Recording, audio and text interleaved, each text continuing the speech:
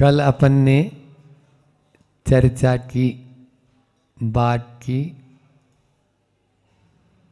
आचार्य पूज्यपाद स्वामी की उस कारिका के माध्यम से कि इतस चिंतामणि दिव्य इतस पुण्याक खंडकम। एक तरफ आपके पास में चिंतामणि रत्न है और दूसरी ओर पिण्याक खंडकम यानी खली का टुकड़ा। आप क्या चाहते हैं? What do you want? जो आप चाहते हैं वो ध्यान के द्वारा आपको मिलेगा। खली चाहते हैं, संसार में जो भी दिख रहा है वो क्या है? खली का टुकड़ा जो भी दिख रहा है। क्यों? क्योंकि आत्मा दिखती नहीं है और वही चिंतामणि रत्न है। बल्कि जिसको हम चिंतामणि रत्न समझ रहे हैं वो भी खली का टुकड़ा ही है, आत्मा नहीं। जिसको व्यवहार में, व्यवहार की भाषा में चिंतामणि बोला जाता है, रत्न बोला जाता है, हीरे जवाहरात बोले जाते हैं, पारस पत्थर बोला जाता है, ये सब भी क्या है? खली के टुकड़े ही तो हैं। इनके द्वारा उस जड़ को जड़ ही बनाया जाएगा। वो कहानी है ना कि मिट्टी के ऊपर क्यों मिट्टी डाल रहे हो, ऐसा ही है। वो जो सोना नजर आ रहा है, वो जो चांदी या रत्न नजर आ रहे हैं, वो सब भी क्या है? खली के टुकड़े के समान ही है उस आत्मा के सामने। तो अब शिष्य के मन में जिज्ञासा उत्पन्न होती है कि भगवान आपने बताया कि उस आत्म तत्व को प्राप्त करना है, तो उसका स्वरूप तो बताओ। वो आत्मा कैसी है, कहाँ रहती है, उसको कैसे प्राप्त कर सकते हैं, ये सब आप बताएंगे तभी तो हम उसको जानेंगे। एक बात ध्यान में रखना कि आत्मा को प्राप्त करने के लिए या अंदर में उस जागृति के लिए कोई उम्र नहीं होती। उम्र नहीं होती। वो तो किसी छोटे बच्चे को भी हो सकता है प्राप्त, और बुढ़ापे में भी नहीं हो सकती यदि उस ओर ध्यान नहीं देंगे तो। इसलिए उसके लिए कोई भी बंधन नहीं है, कब होए, किस समय होए और किसको होए। ये आपके ऊपर निर्भर है कि आप उसको पाना चाहते हैं या नहीं। क्योंकि उठाया उसे जाता है जो सो रहा हो। जो सोने का नाटक किया उसको उठ पाएगा? वो कभी घड़ों पानी डाल दो तो भी नहीं उठ पाएगा।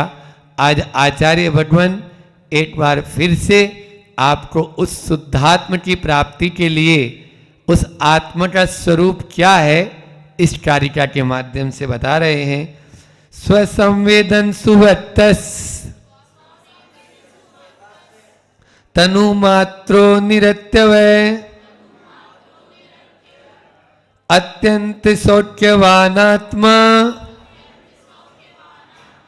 लोकालोक विलोकिन। 5 विशेषताएं बता रहे हैं यहां पर। उस आत्मा में क्या है, वह आत्म तत्व के अंदर में क्या क्या विशेष बातें हैं जिसके माध्यम से हम उसको स्थूल रूप से पकड़ सकते हैं। सूक्ष्म रूप से तो नहीं पकड़ पाएंगे, लेकिन इन 5 अभी सिद्ध चक्र विधान हुआ था ना यहाँ पर, उसमें खूब अर्घ अपन ने चढ़ाए, है ना।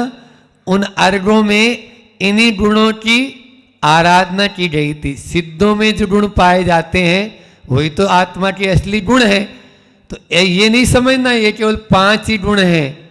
वहां पर तो बढ़ते जा रहे थे, 1024 तक तो पहुंच गए थे, और भी असंख्यात संख्यात अनंत गुण उस आत्मा में हैं। और उनको शब्दों के द्वारा, क्योंकि शब्द संख्यात ही होते हैं। शब्द कितने होते हैं? संख्यात। तो उन संख्यात शब्दों के द्वारा ही उसका वर्णन हो सकता है। उन अनंत गुणों का भी वर्णन करना होगा। इसीलिए तो वही रिपीट होता है, क्योंकि शब्द तो उतने ही है ना। कोई भी कविता नई थोड़ी होती है, वो उसी को ही तरोड़ मरोड़ के फिर से बना दी है। थोड़ी सी इधर से ले लिया, इधर से घटा दिया, तो अपन को लगता है ये नई कविता है, जबकि नया कुछ भी नहीं है। यहां पर वही बता रहे हैं 5 जो विशेषताएं क्या है उस आत्मा में। स्वसंवेदन सुव्यक्तस, पहला क्या बताया, वह आत्मा अपना स्वयं का संवेदन करने वाली है। स्वसंवेदन सुव्यक्तस, अभी इनके बारे में और भी डिटेल बताएंगे। फिर तनु मात्र, वह केवल मात्र शरीर प्रमाण मात्र है, शरीर नहीं। जीवन का अंत होता है, जीव का नहीं। शरीर का अंत होता है, आत्मा का नहीं।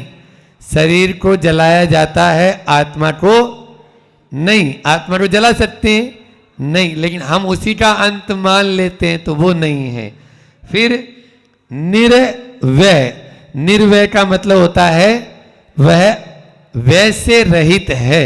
निरुपसर्ग पूर्वक वह शब्द है, अर्थात वह अजर अमर और अविनाशी है। कैसी है वह आत्मा?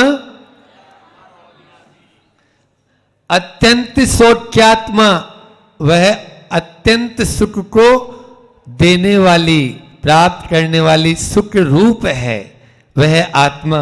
और अंतिम में लोकालोक विलोकन है, मतलब लोक और अलोक दोनों को जानने वाली है।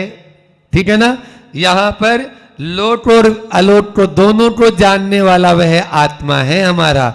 उस आत्मा के बारे में महाराज जी ये तो बताओ कि इस आत्मा को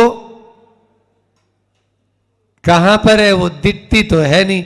अब जो चीज नहीं दिखती तो फिर उस पर हम कैसे विश्वास करें? बात तो सही है आपकी। तो क्या हर चीज दिखने वाली पर विश्वास कर लेते हो? बोलो। जो चीज नहीं दिख रही है उस पर आपको विश्वास नहीं है, ऐसा तो नहीं है ना? अपने दादा परदादा पूर्वज हुए या नहीं हुए? बोलो। भगवान महावीर स्वामी हुए या नहीं हुए? देखा आपने? फिर तो इसलिए ये भी श्रद्धान का विषय है। हर चीज, एक बार ऐसा हुआ कि एक व्यक्ति था, उस समय बिजली जो थी ना, ये नई नई आई थी, बिजली नई नई आई थी, तो उसको बिजली देखने का शौक चढ़ गया और वो बिजली के चक्कर में बामोरा से मुंबई चले गया, बंबई चला गया। अब बंबई में देखेगा बिजली, उसने वहां पर पूछा, भाई मैं बिजली देखने आया हूं, बिजली बताओ। बोले देखो ये लट्टू जल रहा है ना, ये बिजली है, और ये पंखा घूम रहा है ना, बस यही तो होता है। हमने सही सुना था। ये जो शहर वाले होते हैं ना, और गांव वालों को ऐसे ही बेवकूफ बना देते हैं। अरे ऐसा लट्टू तो हमारा बच्चा वहां गांव में रोज घुमाता रहता है, और ये 3 पत्तियां, ये 3 पत्ती से तो हमारे वो बच्चे खेलते रहते हैं वहां पर। तो बोले अब उसको कैसे बिजली बताएं? बोले देखो ये तार है ना, तार, इस तार में है वो बिजली। बोले फिर बेवकूफ बनाया।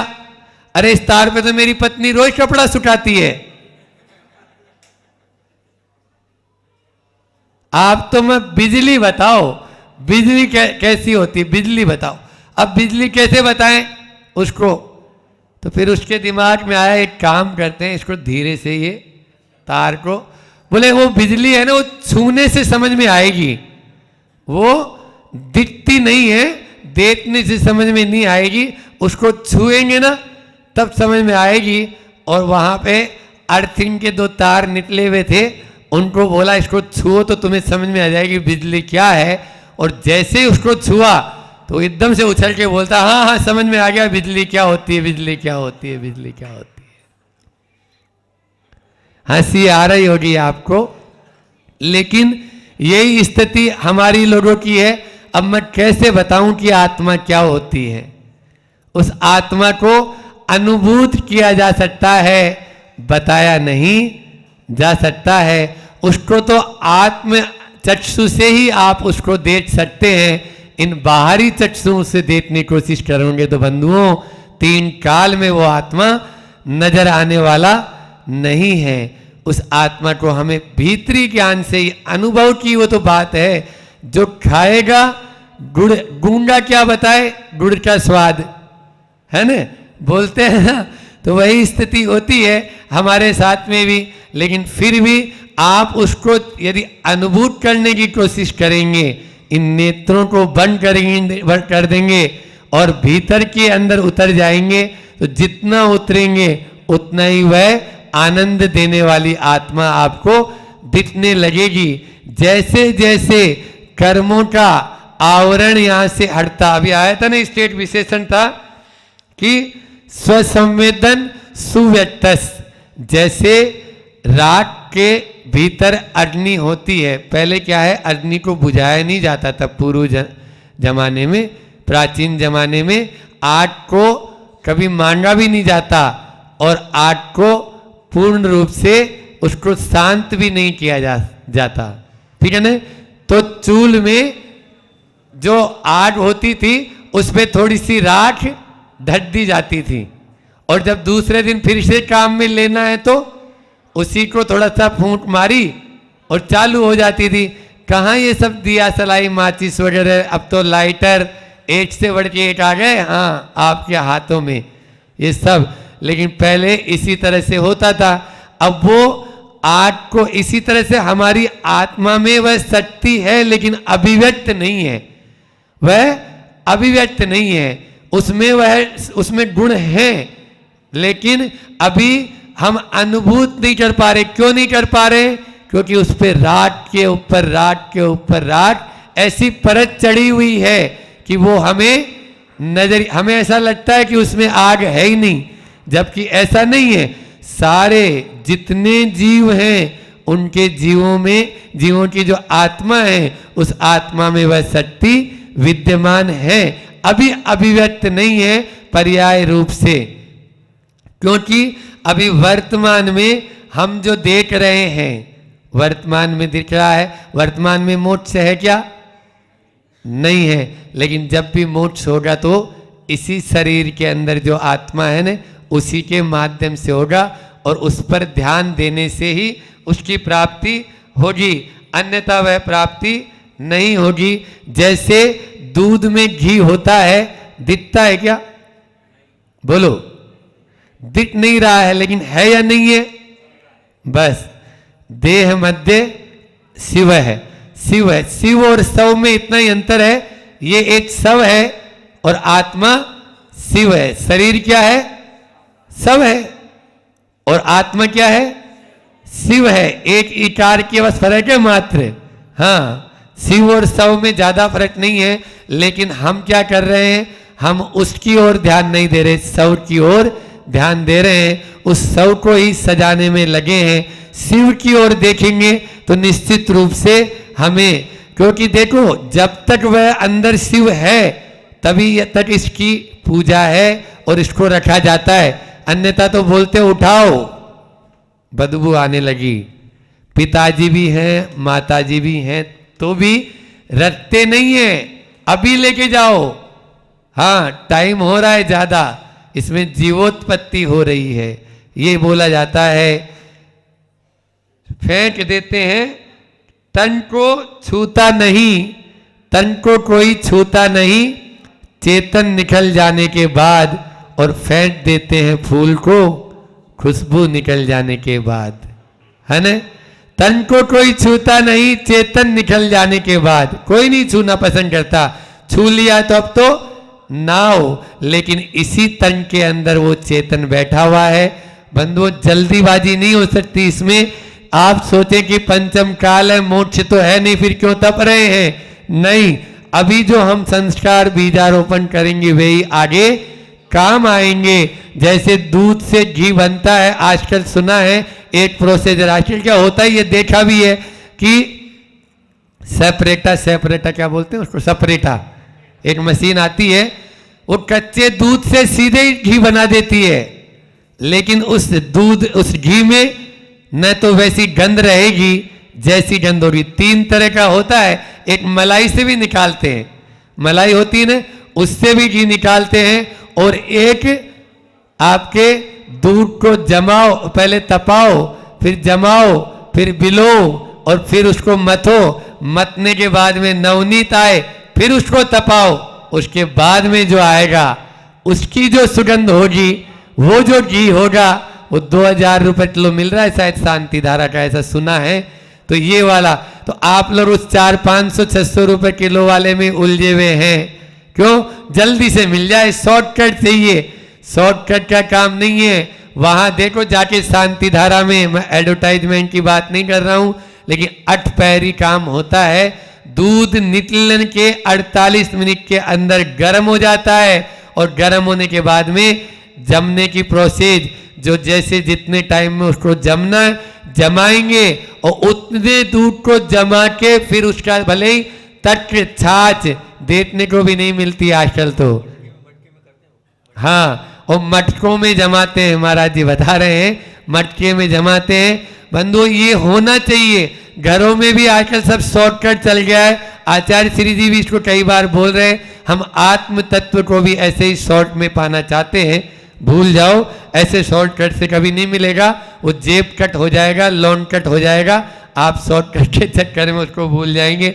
आचार्य श्री जी के द्वारा जो पद्यानुवाद जो बताया गया इन एक कारिका का 2 लाइनों का, वो है अपने अपने संवेदन में अमूर्त हो आत्म भाता, रहा रहेगा त्रिकाल में है अतः अनश्वर है भ्राता।